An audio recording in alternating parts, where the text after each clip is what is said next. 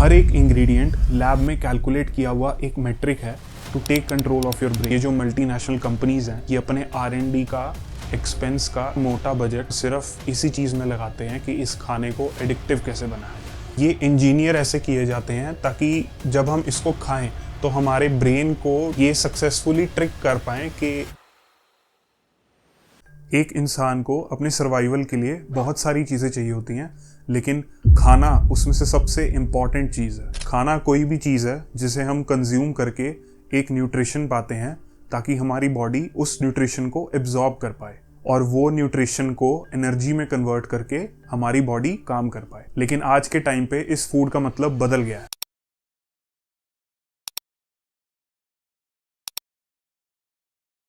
मैं junk food की बात कर रहा हूँ जो आज के टाइम पे काफ़ी ज़्यादा कंज्यूम होने लग गया है। तो आज हम इन्हीं जंक फूड्स के कुछ कॉमन डिसएडवांटेजेस डिस्कस करेंगे और ये भी जानेंगे कि इन जंक फूड्स की जो एडिक्शन है उसके पीछे की साइंस क्या है, कि कैसे लोगों को डिसएडवांटेजेस पता होने के बाद भी लोग इसकी तरफ अट्रैक्ट होते हैं और लोगों का मन इन्हें खाने का बार बार करता है। जंक फूड का दूसरा नाम एम्प्टी कैलोरीज भी होता है।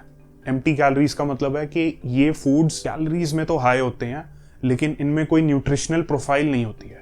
मतलब इनमें कुछ असेंशियल न्यूट्रिएंट्स नहीं होती है जो हमारी बॉडी एब्जॉर्ब कर पाए। हमारी बॉडी को एक बैलेंस डाइट चाहिए होती है, यानी कि एक कॉम्बिनेशन चाहिए होता है मैक्रोज और माइक्रोज का। मैक्रोज माने कार्ब्स, फैट्स, प्रोटीन्स, और माइक्रोज माने विटामिन्स, मिनरल्स। लेकिन जिन खानों में जीरो न्यूट्रिएंट प्रोफाइल होती है जैसे कि जंक फूड्स, उनमें आपको सिर्फ 3 चीजें मिलेंगी मेनली: सॉल्ट, शुगर और फैट। इन्हीं 3 चीज़ों की वजह से ये खाने बहुत ज़्यादा कैलोरीज में होते हैं, बट इनमें कोई न्यूट्रिशन नहीं होता, इसीलिए इन्हें एम्प्टी कैलोरी फूड कहते हैं। ये सब खाने आपको कभी फुलफिलिंग नहीं लगते हैं, इसीलिए आपको बार बार भूख लगती है और आप ज़्यादा खाते हैं। दूसरी प्रॉब्लम की मैं यहाँ पे बात करना चाहूँगा जो कि क्वांटिटी की बात है। काफ़ी जंक फूड्स के पीछे पर सर्विंग न्यूट्रिशनल वैल्यू लिखी होती है और उसमें बताया होता है कि पर सर्विंग की क्वांटिटी कितनी है और उस क्वांटिटी में आपको क्या न्यूट्रिशनल प्रोफाइल मिलेगी, मतलब कितने कार्ब्स हैं, उसमें कितने फैट्स हैं, कितनी शुगर है। तो उस लिमिट के अंदर, मतलब अगर आप वो चीज़ पर सर्व के हिसाब से खाओगे तो आपको पता चलेगा कि उसमें इतनी खराब भी न्यूट्रिशनल प्रोफाइल नहीं है। मतलब अगर उसमें फैट्स लिखे हैं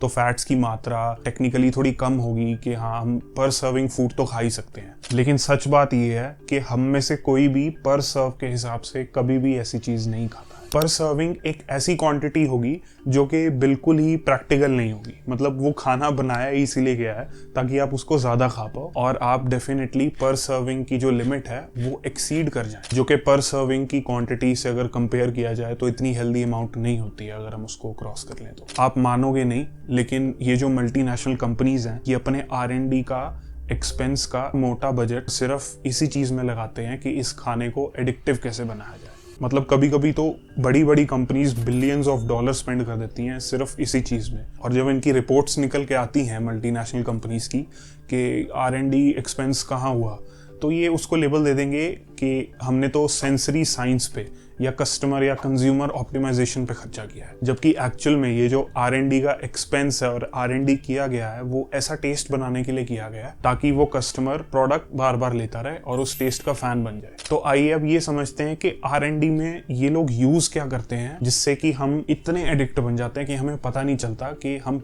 हेल्दी पोर्शन में खा रहे हैं कि अनहेल्दी पोर्शन में खा रहे हैं। जंक फूड इंडस्ट्री का सबसे इंपॉर्टेंट मेट्रिक होता है ब्लिस पॉइंट। ब्लिस पॉइंट की थोड़ी हिस्ट्री जान लेते हैं। ये टर्म एक हार्वर्ड ट्रेन्ड साइकोफिजिसिस्ट ने बनाई थी जिसका नाम था हार्वर्ड मॉस्कोविट्ज। मॉस्कोविट्ज को 1960s में यूएस आर्मी ने हायर किया था क्योंकि यूएस आर्मी में तब एक दिक्कत चल रही थी राशन की। सोल्जर्स जो थे वो बोर हो चुके थे राशन से, उनका मन नहीं करता था रोज रोज एक ही राशन का। मॉस्कोविट्ज ने ये सोचा कि जो 3 मेन इंग्रेडिएंट है, सॉल्ट, शुगर और फैट, उन तीनों का एक एप्रोप्रिएट कॉम्बिनेशन अगर हम सोच लेंगे और उसको राशन में यूज करेंगे तो वो काफी एडिक्टिव और साइंटिफिकली बहुत एप्रोप्रिएट कॉम्बिनेशन हो सकता है, ऐसा मॉस्कोविट्ज ने सोचा। तो मॉस्कोविट्ज ने एक बेल कर्व का इंट्रोडक्शन किया, जिस बेल कर्व को हम ऐसे भी बना सकते हैं कि लेफ्ट साइड में सबसे लोअर अमाउंट ऑफ हर चीज होगी, सॉल्ट हो गया, शुगर हो गया, फैट हो गया। बट अगर हम वो अमाउंट यूज करेंगे खाने में तो लोगों को फुलफिलिंग नहीं लगेगा या खाना टेस्टी नहीं लगेगा। और अगर हम एक्सट्रीम राइट पे जाएं जहाँ पे हमने बहुत ही ज़्यादा सॉल्ट या बहुत ही ज़्यादा शुगर या बहुत ही ज़्यादा फैट यूज़ कर लिया है, वहाँ पे लोग बोलेंगे नहीं यार ये तो बहुत ज़्यादा हो गया, ये नहीं खाना मुझे। लेकिन अगर हम बीच के कर्व की बात करें जहाँ पे कर्व पीक कर रहा है, वहाँ पे एक परफेक्ट बैलेंस है हर चीज़ का। उसको मॉस्कोविट्ज ने नाम दिया ब्लिस पॉइंट। यहाँ पे जो सॉल्ट, शुगर और फैट का अमाउंट है वो इतना बैलेंस्ड है कि ये जब खाना खाएंगे तो ब्रेन को सिग्नल ही नहीं मिलेगा कि मैं फुल हूँ। तो अगर इस पॉइंट के अकॉर्डिंग इंग्रेडिएंट्स यूज किए जाएंगे तो जो सोल्जर्स हैं उनको मैक्सिमम प्लेजर मिलेगा और ब्रेन का वो आई एम फुल वाला फैक्टर भी नहीं ट्रिगर होगा। तो ये जो आजकल की जंक फूड इंडस्ट्री है, इसमें ये जो 3 पिलर्स हैं, फैट, शुगर और सॉल्ट, ये 3 पिलर्स को ब्लिस पॉइंट के अकॉर्डिंग ऐसे क्यूरेट किया जाता है ताकि हर एक कंज्यूमर को एक हाइपर पैलेटेबल एक्सपीरियंस मिले। मतलब उसकी पैलेट को वो टेस्ट मिले, वो प्लेजर मिले, ताकि वो ये सोचे कि हाँ मैं इस टेस्ट को हमेशा के लिए खाता रहता हूँ। इवन रिसर्च हमें ये भी बताती है कि जो सॉल्ट है और शुगर है उसका इस कर्व के अकॉर्डिंग कुछ पीक होता है। पीक होता है मतलब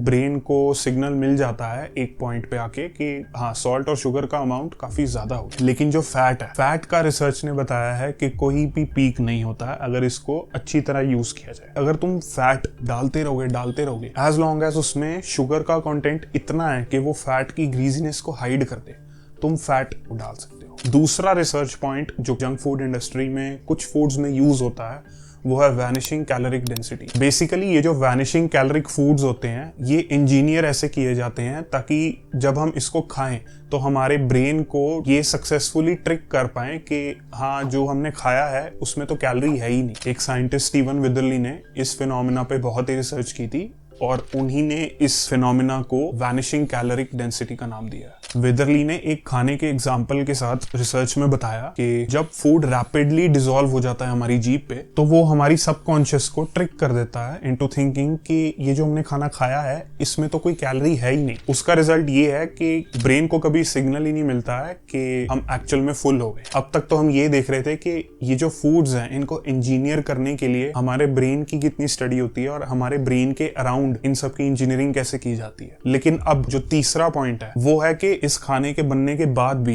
ये इंडस्ट्री हमारे ब्रेन के साथ खेलती है। ये लोग मार्केटिंग में भी ब्रेन साइकोलॉजी का यूज करके कुछ ऐसे एड्स या ऐसे कैंपेन्स बनाते हैं जिससे कि ये अपने जंक फूड को भी एक सुपर फूड की तरह दिखाएं। हम बचपन से ही कुछ ऐसी एड्स देखते आ रहे हैं जिनमें इन जंक फूड्स को काफी ज्यादा न्यूट्रिशनली ओवरपावर्ड दिखाया गया है, या फिर कुछ ऐसे फूड्स जिनमें कि एक स्पेसिफिक ऑडियंस को ही टारगेट किया हो जैसे कि बच्चे। ऐसे फूड्स की मार्केटिंग में एक कॉमन टेक्निक होती है, इसमें ये दिखाते हैं कि इनकी 12 या 15 इंग्रेडिएंट लिस्ट में से कोई एक ऐसा इंग्रेडिएंट है जो कि बहुत ही कॉमनली नोन है, ताकि वो वाला प्रोडक्ट सिर्फ उस इंग्रेडिएंट के लिए जाना जाए, ना कि किसी एक चीज की हाई अमाउंट के लिए। मान लो शुगर है या फैट है, वो सिर्फ उस सुपर इंग्रेडिएंट के लिए जाना जाए जो कि शायद उसमें लेस देन 5% या लेस देन 4% प्रेजेंट है, लेकिन वो जो बाकी का 90% है उसको मास्क किया जाता है मार्केटिंग को एज अ टूल यूज करके, ताकि आपकी साइकोलॉजी के साथ खेला जाए और आपकी साइकोलॉजी या माइंड में ये बिठा दिया जाए अगर आपको वो वाला इंग्रेडिएंट चाहिए अपनी बॉडी में या वो वाला न्यूट्रिएंट चाहिए अपनी बॉडी में तो आपको वही वाला खाना खाना पड़ेगा। तो अगली बार आप जब भी कोई चिप्स का पैकेट खोलेंगे या कोई बेवरेज या सोडे का कैन खोलेंगे तो ये समझ लेना कि हर एक इंग्रेडिएंट लैब में कैलकुलेट किया हुआ एक मेट्रिक है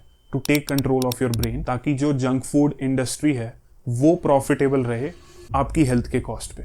और अब अच्छी बात यह है कि आप ये सब जानते हैं और मैं एक ही चीज रिक्वेस्ट करूंगा कि आप अपने खाने का और अपने आसपास के लोगों का, जिन लोगों की आप एक्चुअल में केयर करते हैं, उनकी खाने की चॉइस काफी वाइजली लें। Thank you.